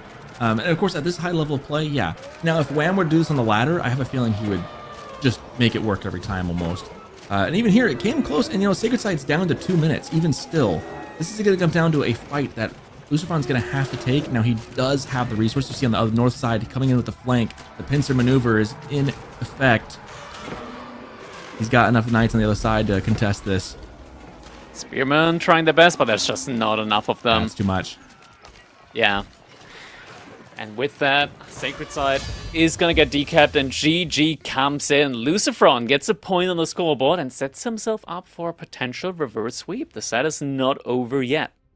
Hey, if you're going to lose a game, though, that's the way to do it. Like 100%, Yeah. if you're going to drop a game, you're 2-0 right now, this is the game to drop. Like, if you're going to drop one and try something funny, this is the perfect time for Exactly. Wham to do this. Yeah, I agree. 100%. When you're 2 points ahead, that's when you can really try these sort of meme strategies, or at least strategies that aren't, like, tested, battlefield tested at that point. So, yeah, that's, like, the best opportunity to do it, as you mentioned. Yeah. Well, and let's give our flowers to LucifroN as well. He didn't let it get to his head, right? This is one of those things, like, a lesser player would start getting yourself boxed in and then just lose it mentally and then just not be able to function and bring it back. For LucifroN, he kept his cool, Maybe he was a little shocked seeing he was getting walled in, but he did what he needed to do. He persevered, kept going, started raiding, and dealt a counter blow. Managed to navigate through the weirdness of this game and was able to pull out the win. So you got to give it to him, Like, when it's just as weird. I mean, Wham's playing something that's kind of uncharted, but so is LucifroN here in his reaction to it. So kudos to him for being able to keep his cool and force Wham to throw this game away. Yeah, exactly. Now, next up, we're getting Sengoku excited. Dynasty here. Oh Up boy, against the I'm ready. Byzantines. Yeah, This was, Sengoku. we both agreed that Sengoku was our favorite of the new ones coming in, right? Probably the most balanced, most interesting. I think it's one of the most interesting and fun. Probably the most, dare I say, even one of the most powerful. I know Elephants is kind of wacky and people consider it overpowered, but I think Sengoku as it is probably, dare I say, I think it's the best of the additions this time. I know you were pretty high on them as well, so this will be fun. I'm not sure necessarily about the best. At the moment, they've got like one kind of like That's true. broken, like majorly broken aspect, I want to say, to them, which is the Shinobi. Because once you hit Castle Age, on many maps, you can just put the Shinobi inside, like you have them spawn inside of your opponent's base. As long as You you're can, stealth like, first. Yeah, you should use the vision ability, so Mhm. you don't even need to have a unit there. You don't even need to have a scout there. You just drop it there. You have them spawn in. You get 6 shinobi, which are able to one-shot villagers. Yep. Like I don't. Sometimes I don't understand how some things just make it through the development process, and like people are looking at it and like, this is fine. This Well, the is good news balanced, of for course. Wham here is that the shinobi have to spawn. Even if you have the vision, you still have to have a stealth forest to pop into, right? So it can't just pop in open ground. It has to be next to your place or a stealth forest. And on Dry Arabia, there's not a ton of stealth forest usually in the base. That said, Yeah, it's still gonna feel like they they pop in. they I last for actually 90 seconds. They can run a bit. They can run a bit. I actually think, I mean, I know Shinobi's kind of the fun play. I think the other landmark in Feudal, while not a great landmark, I don't think it's a It's bad landmark slow. either. I like I mean, the 60 combination with the house. horsemen because you're able to heal horsemen out of Yes. combat, which is very nice, and just being able to continuously raid with it. That's what makes it great. But the shinobi landmark, like The Shinobi's the fun at the choice. moment, It's the fun choice. And it it's is not really just good the in fun Cast Legs. choice. Like if you don't take the shinobi choice over the Ryukin, you're kind of inting. You're kind of inting the game at that point. Like, the ninjas are just good. They're Yeah, just they're better. good. They're good. I do think there are builds that work very well with them, but I agree. Especially at this level of play, I think the rating capability is just, especially at this level, it is better. I will agree. The other landmark, I think, depending on what they do with the Shinobi, if they don't change anything with them, depending on if they're, because you never know, maybe they'll reevaluate and change the way they work a little bit. The other landmark right now is not bad. I don't expect to see it here just because at this level of play, why would you not take the rating capabilities? Uh, but, really, Sengoku, though, with the Horsemen, I feel like that's like the Shinobi we'll talk about a lot, but we can't forget that the Horsemen being anti-cav Horsemen are super duper good. That's the real power of Sengoku Daimyo, along with the Yatai and the Matsuri, and getting the eco bonuses that they have. Like, you kind of combine all those things, and the synergy you get in Sengoku Daimyo is really good, especially with the Daimyo estates buffing those horsemen yet again. One thing that I would love to see for the Ryukin is if it were to act like a Matsuri. Or just as a drop-off building or something like that. That would Because at make the it. That would moment, take it from it's an okay it's a landmark to a very good landmark. That would make it a go-to choice, I think, because it already gives you. I think at 60 the moment pop. it's just a yeah, it's just a very weird landmark at the moment, I feel It's like. like a weird Tower of Victory meets an extra bunch of housing. It's a strange Yeah. landmark in the way it works like that. But I think there's room for it in the meta. At this level, I think we'll see Shinobi until something changes. Or like an immovable yatai, something like that. Additional Yeah. yatai. That'd be nice. Or maybe as you spawn it, it produces an extra yatai to go with it. Or you can do some things to make it more viable. There's ways to tweak it. There are options. There are options. There's options. That's a good way of putting yeah, it. the devs can take their pick. Like we just make the suggestions. They're gonna be like, oh, okay, yeah, that's an option. We'll consider it. It's gonna be patched in 6 months. In 6 months. Pipeline has been set. It's been set. Well, as it is right now, I do think Sengoku Daimyo is a very fun civ to watch and to play. I think there's a lot of fun things. I don't think it's very fun to go against. I think it'd be very frustrating to play against for a multitude of reasons. And those same reasons are why it's so fun to play with. Going into Byzantines, I feel like, again, with these new matchups coming in, how do you think Byzantines should respond to what Sengoku Daimyo can do? The thing is, Byzantines, their base strategy, right? It works in pretty much every matchup. You just That's true. boom. Yeah, it's up to the enemy to do something against you. The Byzantines, they do their thing. They get the cisterns up, they're going to continue scale, they get the mercenaries in, and yeah, it's just happy camping for them for the most part.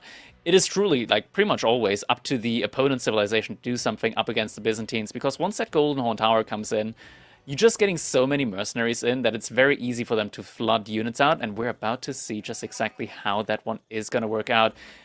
We're jumping into game number 4 now between Wham and LucifroN. And LucifroN is playing as a Sengoku Dynasty here. Wham with the Byzantines. How many villagers is he sending out to stone? Oh, that's a Spanish Matsuri right there. Heavy 2 on the stone there. People that There's a know couple the different- memes are gonna know what I'm talking about when I call it a Spanish Matsuri, because there's just not enough space between the Matsuri and the TC to fit farms in. Feels bad. That feels really bad. was going to mention there's a couple different ways. There's two. I've seen two prevalent builds with Sengoku Daimyo, and it depends on where you put the Matsuri to start. I've seen one where you plop it down on the gold, and then the other where you plop it down on the wood. So there's a couple different ways you can go up in age with it, but usually the outcome is kind of similar either way. You're going for, like, as far as how you get there, it depends on what you want to do and how you want to go about it. But in the end, you're going to end up popping out the Yatai. Sorry, yeah, it's the Yatai. You're going to get the Yatai, send that over to either the Vor or whatever the best resources is, and you're going to start going for this eco game very early with that, but then you're probably almost always, I've noticed that Sengoku Daimyo, the comp can adjust, but in that comp, you're almost always going to find horsemen. Now, whether or not you go Yumi Ashigaru to go with it, or you go for instead spearmen, is dependent on the civ you go against. If you're going against like a knight civ, you're probably going to make spearmen. If you're going against an archer heavy civ like Byzantines, I'm curious what you'll go with here. I feel like Yumi Ashigaru would probably be the choice, but again, they also can make longbows, and they can make, of course, they could go for javelin throwers as well. So I'm curious if Wham or if LucifroN instead decides to go for just straight horsemen instead. I don't know. I know horsemen's probably the play either way, though. Yumi are one of the best units to make, the Yumi Ashigaru, up against a unit like the Lumbermen. You have a lot more movement speed, and Lumbermen are quite slow by comparison. And Yumi are very, very easy to mass up. And against a civilization like the Byzantines, which also love spamming a ton of spearmen out, like the Limitani. Yeah, just having the Yumi as an option makes them really strong. It's one of the reasons why Japanese, the original, not the variant civilization, is a very strong civilization to pick up against Byzantines. I believe in the last tournament, we saw them, for the most part, just win every single game once those two civilizations matched up against each other.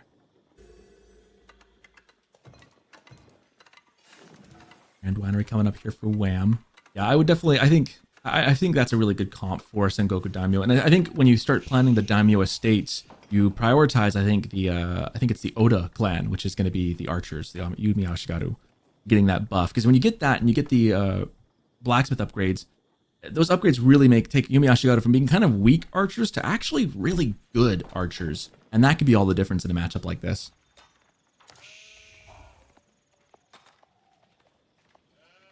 Grand Winery now coming up by Wham. Only 3 villagers building that one at the moment, so he's not rushing it by any means. Coca Township now also coming in for LucifroN, the expected landmark for him. There is some stealth force in the very north corner of the map on above Wham's base, so that could be the focal point for where these guys keep popping out. Yeah, luckily very lucrative. Luckily in the Feudal Age, the Shinobi don't do nearly as much damage, so you can actually kind of ignore them for the most part when they just spawn in to harass villagers. Having that ability to see your opponent's base at any given point, though, is also very nice. I mean, that's the nice thing with the Coca Township, is it does 2 things, right? I mean, the Shinobi are great. But being able to just have vision anywhere on the map whenever you choose, I've loved just toggling that. Like, if you have a resource you know your opponent's eventually going to move out on, you just kind of want to wait for the perfect timing to go pressure it. Just spamming it on that spot every now and then, just to double check it without having to go physically scout it, is such a powerful ability. Both scouts still having a lot of sheep trailing behind them. LucifroN did find a couple more, though. We know what the trade also already out on the deer. I'm wondering if we can take a look at the trade neutral market there, as far as there's one in the corner right next to Wham's base. He could plop up a not that one. That's LucifroN's base. We want the north one. There we go. We're getting wall elephants. Huh. I mean, just get the note. It's close to the base. Yeah, you can get wall elephants from the Golden Horn Tower. Like maybe just a couple here and there. See that? Could be pretty good. That could come into play. You often don't see it come into play, but when it's in your base, like the option's there. You're saying there's a chance. That's the potential. Looks like Tawara and Takazaiku coming in for LucifroN. Looks like he's getting both of those upgrades, which I think is very standard for Sengoku to get those, increase the berry rate gather. It's very strong, just to be able to chew through these berries quite quickly. Fastest gather rate in the game, pretty much, once you get all 3. Yeah. First Shinobi on the field. Spawning... Why would you not just spawn them in the Stealth Forest further up? I'm guessing he didn't want to waste the line of sight ability. Okay, fair enough. And they're alive for 90 seconds. You can run a little bit with them. That's true. That's true. I feel like I've always been very skittish with it because I know they have like a short time, but that's plenty of time to get across the map. It really is.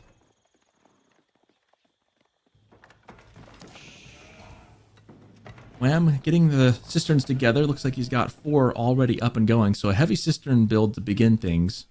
To be given a really quick leg up on the economy. I feel like this kind of angles either... I'm curious if this is going to angle him towards a fast castle or if he's just playing for a really good feudal economy.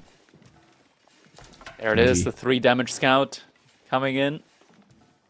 But Limitani already there to deter.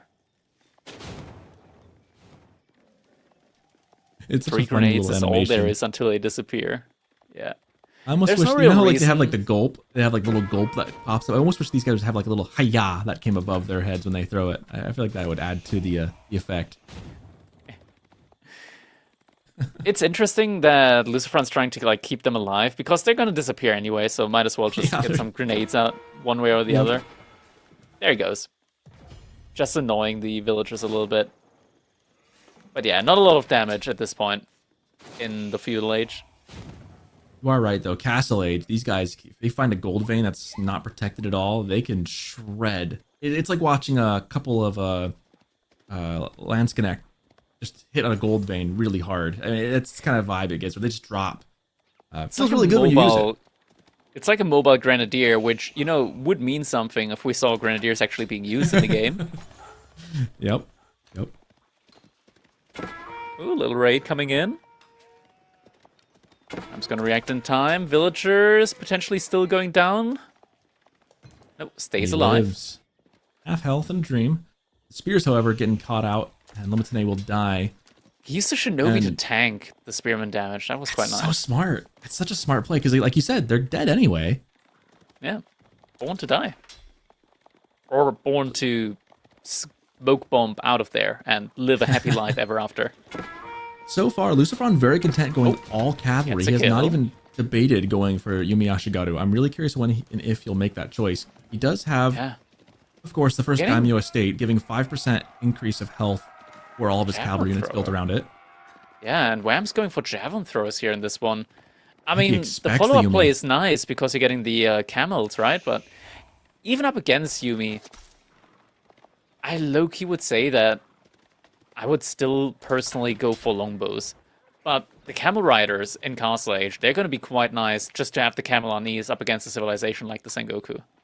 I'm gonna pick my rare moment to disagree with you, and I do think actually the jav throwers is the better choice here, because of one the camels later, and I think even now it really does dissuade the Yumi Ashigaru, because I think the longbows eventually lose to Yumi Ashigaru en masse, like we've been saying. I think these guys, they do high enough base damage that they're still doing pretty good damage to the cavalry here as well. So I'll disagree with you on this one point, I think. Sure. Oh, fast castle coming from LucifroN though. Okay, It's going to brewery. be Now a this Saka is, brewery. I debated the feudal landmark a little bit and the alternatives to the Coca Township, but I don't think anyone's questioning it. This is the correct landmark always Yeah. right now. It's so much gold that you're getting in. It's so It's good. kind of absurd. It almost feels like a Grand Filani Corral for gold. That's a Good great way raids of putting coming in it, from except LucifroN. Grand Filani, except it provides the stuff for you. All the cows and all the pens you have to build. Nope, it just there it is. All you gotta have is have the vills. Yeah, some good raids coming in here. Wham, ending things off. 3 villager kills so far for LucifroN. Just distracting and buying himself a lot of opportunities here for the age up to the Castle Age now. Wham, just a couple seconds away from being able to click up himself.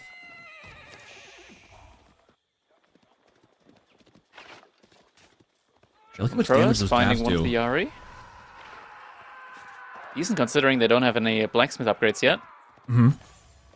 Neither Yeah, it takes a are lot there of any them, in on the LucifroN side though. Oh, another raid.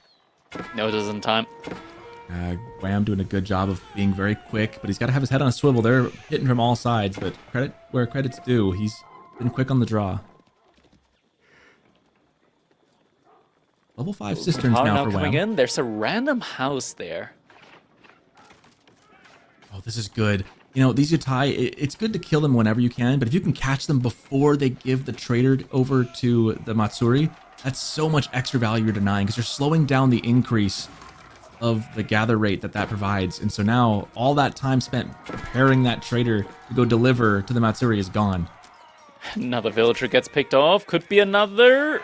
He's getting the kill. That is so much value.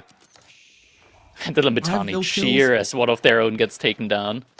Yeah, 5 villager kills, and you've lost your daimyo as well as a couple of your horsemen. We already have 5 mounted samurai. Yeah, that's true. I guess you're switching into mounted sams at this point. Shinobi here to defend.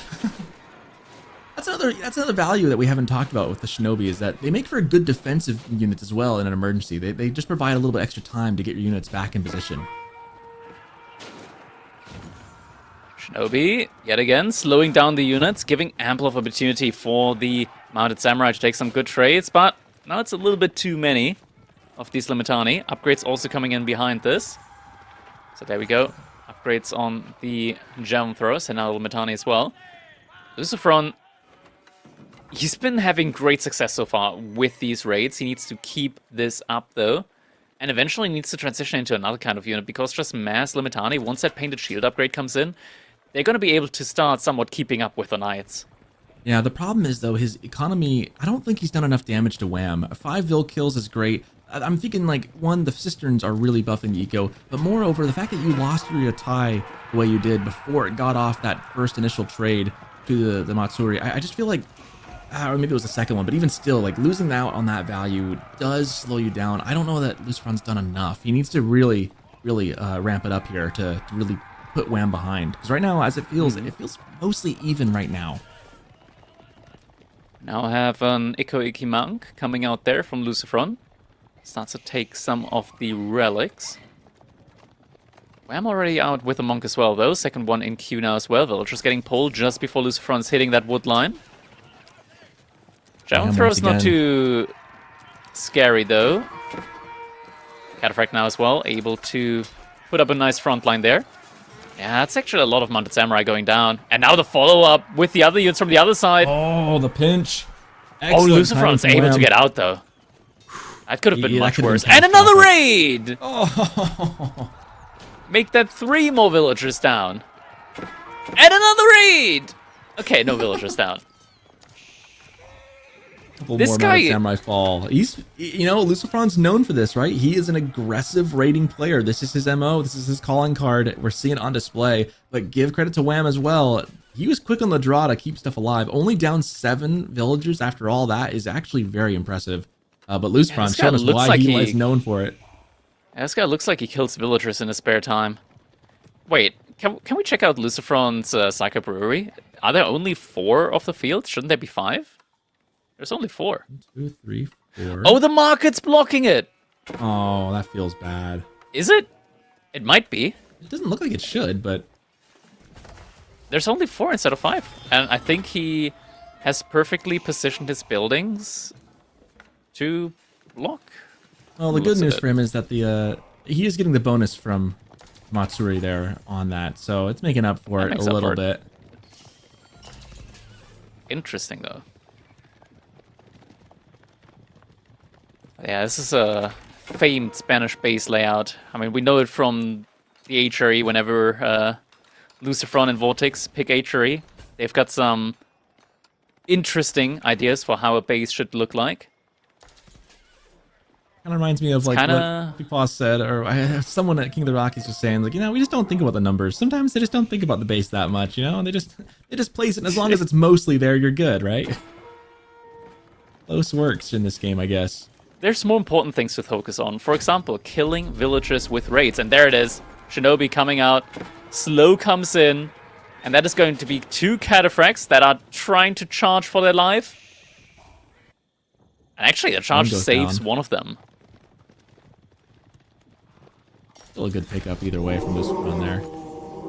Hello. Oh, the monk can stay in. He's not getting converted. The monk can't get converted. Religious units can't get converted, but he chose to fall back either way. That was a muscle memory response, just being safe either way. But yeah, that's a religious unit. He knows his theology. He's not about to switch.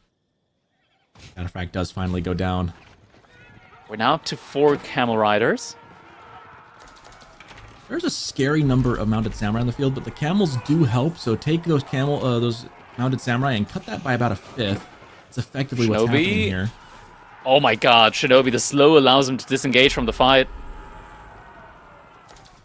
There's a lot more Yumi archers coming in as reinforcements. I feel like LucifroN needs a lot more way to deal with these spears, because I don't think those Sams want to take the fight. Right now, the composition is much better for Wham. Yeah, he just needs a lot more of these Yumi archers. It's like 30 of them in order to take any reasonable engagement.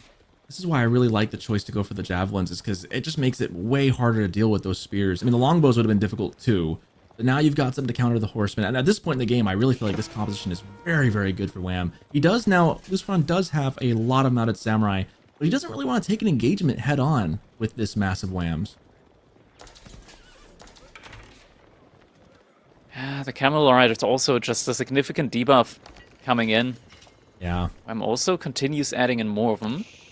Not sure if it's active or just from the Golden Horn Tower. It looks like it's from the Golden Horn Tower. So it has been getting some good lucky spawns in from it yet. I'd like to see an elephant now, just for fun, you know? I say that actually it wouldn't be a terrible choice here. I feel like I could tank a lot of the damage the mounted Sams put out. Be too slow. Yeah, I mean, it's too slow. one of the best anti-cavalry in the game. Shinobi, oh, getting the slow in. And if one unit is slowed, all units are. A couple of them do get taken down. Shinobi, we've got one more grenade in them. Big fight here. Mounted samurai. They are. You can see the purple debuff effect on them, but there's still a bunch of them. They're right on top of Limitane, though. Do they have enough to tank through that? Yumi Ashigaru trying to get onto Limitane. They're trying to pick him off, but there's a lot of jabs on the backline still picking him off one by one. I don't know that LucifroN's got enough to handle this. It's not looking like it at the moment. There's a lot more Yumi archers in queue, but Wham is relentlessly pushing forward. The Limitani not letting up. The Yumi numbers getting taken down more and more as the javelin thrower is also just continuously firing behind all of this. Wham on top of the game here with his micro, just continuously stepping up with those javelin throwers, trying to make sure that every single volley is going to be one archer getting taken down. Couple units splitting off. LucifroN might try to go for some raids or needs to protect his villagers on the berries, as there's also some raids now coming in from Wham as he's equalized the villager count. A single cataphract. It only takes one. And for all that talk about the Shinobi, they've been used in the fights. I don't know that they've been as effective as LucifroN would have liked. Now, even his boar, he's trying to keep the Yatai alive, but the entire force of Wham bearing down upon this boar and the Yatai and the villagers next to it. This is looking untenable for LucifroN long term.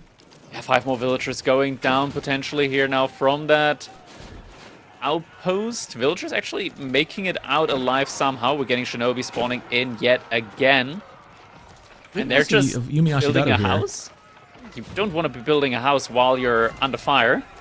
Oh, but Sam's on top of the jabs. This could be it here for LucifroN to get back in this. That's a huge pickup. The Yumi Ashigaru able to take out a lot of the Limitane, and now feels like things almost equalized out here. Wham still has, I think, the more difficult comp for LucifroN to deal with. A lot of jabs went down, though. That buys LucifroN a little bit of time, but now I start worrying about his food long term. Like, the map is very in control of Wham right now, or Wham is very in control of the map, as I should say. LucifroN needs to capitalize, though. I think he took a good trade right there, but his food is just getting hit on all sides. Sure is having to run yet again. Yeah, LucifroN's been hurt quite badly. Wham. He's now reinvesting a lot more into cataphracts, and if he's getting like a good number of them up, like 12-ish, he can start taking these fights really easily. I'm not sure yet if he's got the painted shield upgrade, though. Could help him even more. And does LucifroN have the +1 damage upgrade yet on his Yumi Ashigaru? That's going to be another interesting thing to look at. This is the point where you start kind of wishing you had the Ryokan right now, because right now you have no way of really healing. I'm only if you had the Ryokan, you would have died 10 minutes ago. You would have died. I know. But at this point, you kind of go, I wish I could have it as well, right? You wish you could do like the Chinese thing and play both of them, because you'd like to have those bonuses to be able to heal your units right now. Because a lot of those samurai are very, very low HP.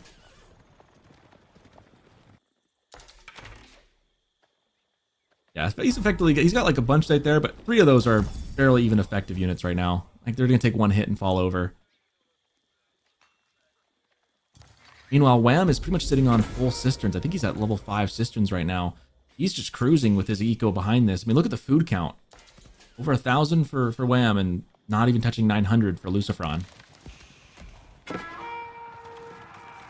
Oh, another Yatai. Another Yatai going down. The hot dog stand's getting raided. Not the boba stands. Not the...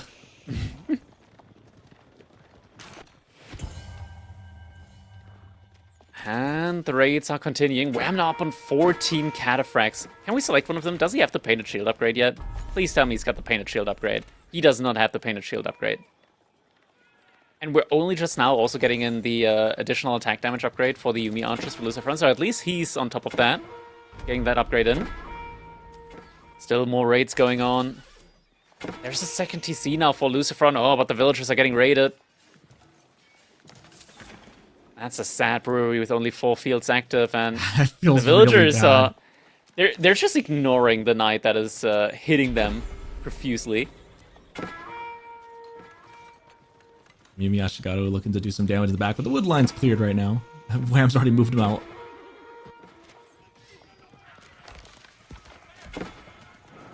I mean, it's kind of amazing to me that at this point it's dead even military, dead even economy numbers, but it feels like Wham is just so far ahead, and I think you can kind of see it in the army value.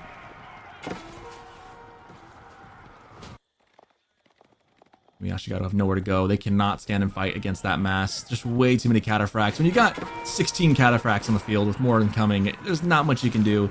And the camel and knees just makes your mounted samurai pretty much ineffective here. Shinobi still doing a good job when it comes to slowing down. Mounted Samurai, though, not really able to engage here. Spearmen are getting sniped out. LucifroN doing a great job of sniping them out before the main engagement. Javelin throws a little bit out of position now. We got so many cataphracts starts on the looking field. at, like, how do you close the game out? Like, you think you're kind of feeling like you're ahead. I think Wham is ahead at this point. Economically, he's looking really good. That said, LucifroN's got some food coming in from somewhere. But Wham needs to find a way of starting to close this out and starting to take advantage of what advantages he's gotten. He needs to capitalize here. It looks like right now he's starting with map control. There's this next sacred site being neutralized as we speak. Another Yatai almost goes down. LucifroN just keeps it up. Wham. Now at a point where he's got almost 30 javelin throws.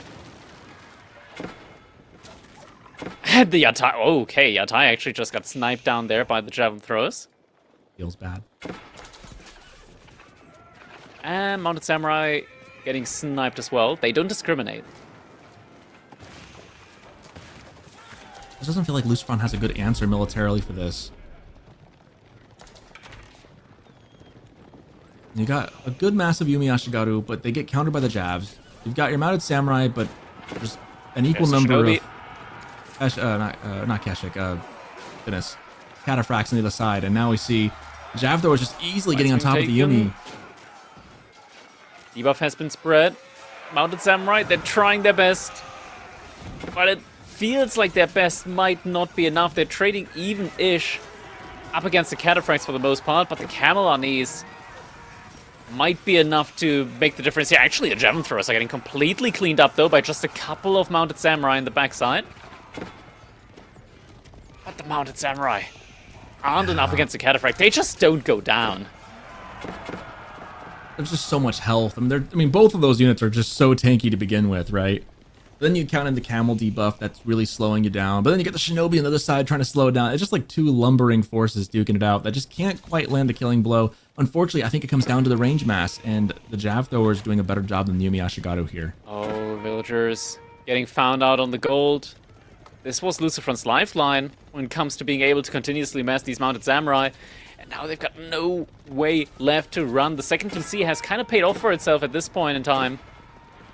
LucifroN's trying his best to keep them alive. Mounted Samurai coming to the rescue. They're all low health already. Yeah, it's going to be a bit of a wash for trade there. And Javelin Thrower is still picking off the stragglers there. Doesn't look good for LucifroN. He is running out of military, 52 to 10. He just has having a hard time keeping up anything on the field.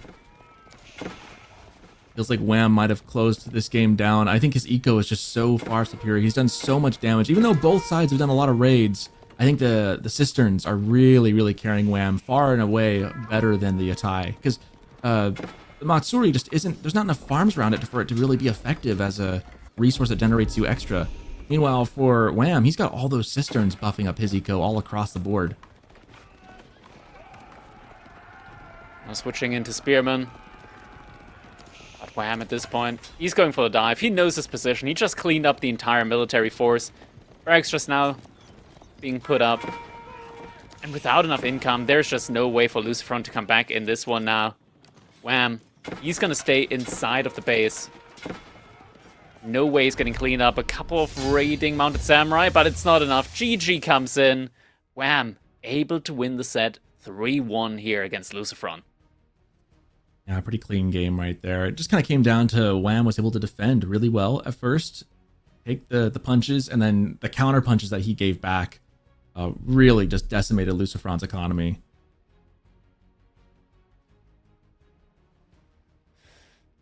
I mean, in the end, can you really fault Wham for winning this one? LucifroN, he didn't gather any olive oil that game. Clearly, I mean, 7,000 to nothing. Like, what was LucifroN thinking? No. Wait, hot dog stands don't generate olive oil? They don't? Damn. Not worth it. Well, it was tricky because I feel like early game, LucifroN was doing a pretty good job of raiding all across the board. I think he just was losing a little too much as he did. And I think the Javs did a really good job of cleaning up and keeping the amount of Yumi Ashigaru to a really reasonable number. And once LucifroN started losing those outside resources, it just... it's really tough to recover from that, right? When meanwhile, Wham is slowly trickling in the olive groves, and his eco is just kind of snowballing as it goes. But then again, these fights too, I mean, the camel unease, I think the composition was just better for Wham.